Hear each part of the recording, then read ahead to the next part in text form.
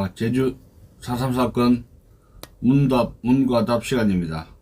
질문 번호 79번입니다. 79번째 질문. 일각에서는 분단 방지 노력으로 평가하는 제1차 남북협상을 이해하는 데 도움이 될 당시 정치 일정은 어떤 것입니까? 남북협상의 정치 일정에 대해서 답변을 부탁합니다.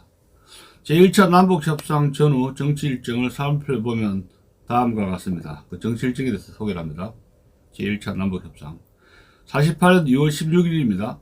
김규식 공동 명의로 북한 김일성, 김두봉에게 남북 정치협상을 제의하는 비밀 서한을 발송을 했습니다. 근데 이 당시 2월 7일 폭동이, 27 폭동이 한창 진행 중인 혼란기에 비밀 서한을 김규식이 공동 명의로 북한의 김일성, 김두봉에게 남북 정치협상을 제의하는 비밀 서한을 발송했다는 겁니다.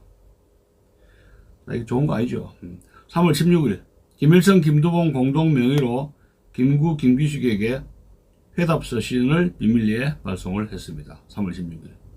그 다음에 이제 3월 25일 북조선 민전이 평양 방송을 통해 남북협상회의를 4월 14일 평양에서 개최한다고 일방적으로 성명을 발표했습니다.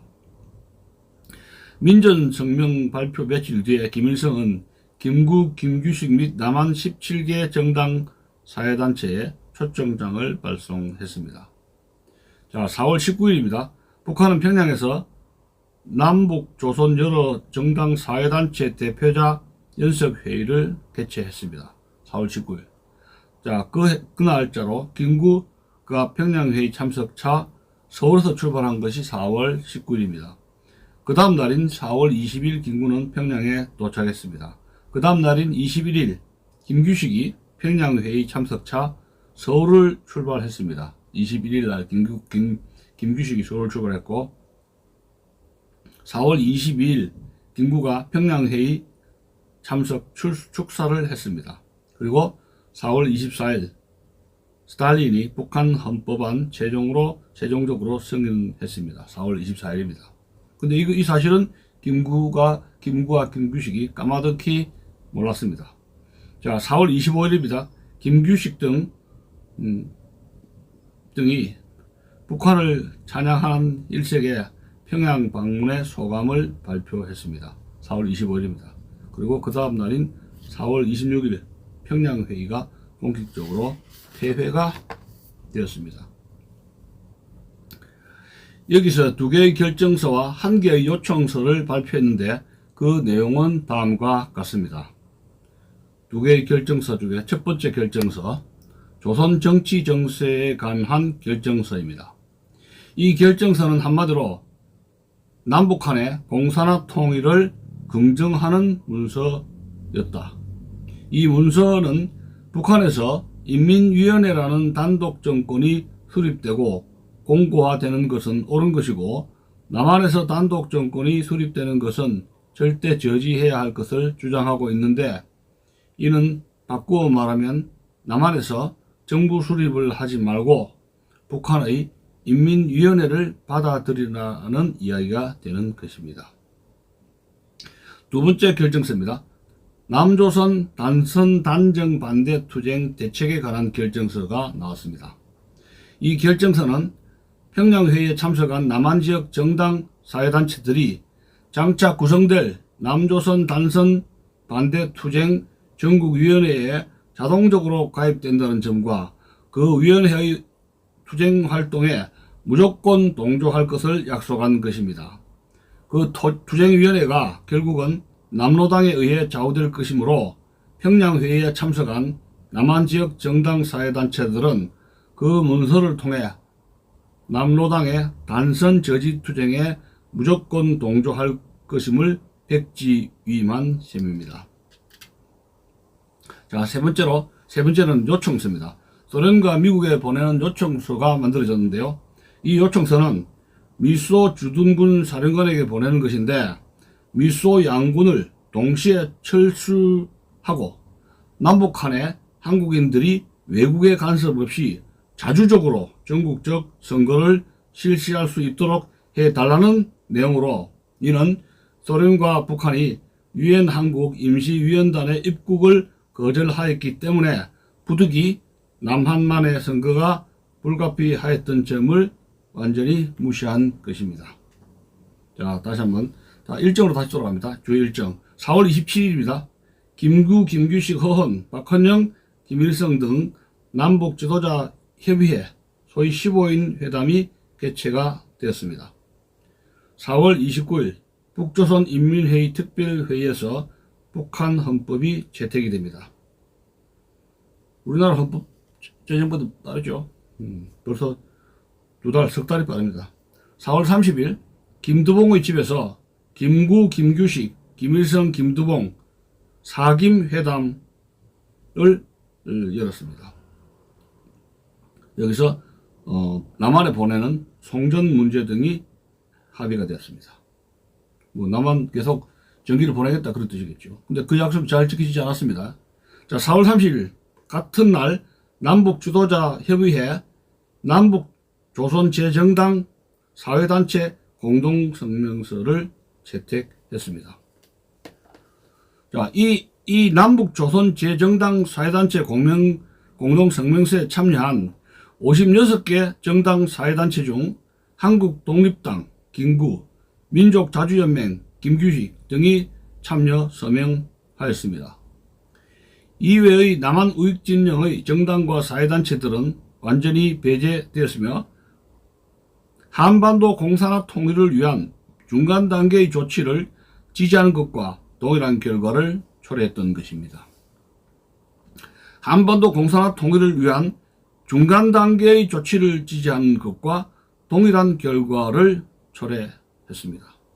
따라서 김구나 김규식이 비록 민족 분단을 막아야 한다는 고상한 뜻에서 취한 행동일지라도 남한만이라도 공산화를 막아야 한다는 노력에 막대한 악영향을 끼치고 균형 감각을 상실하였으며 상황 판단을 거르친 행동이었던 겁니다.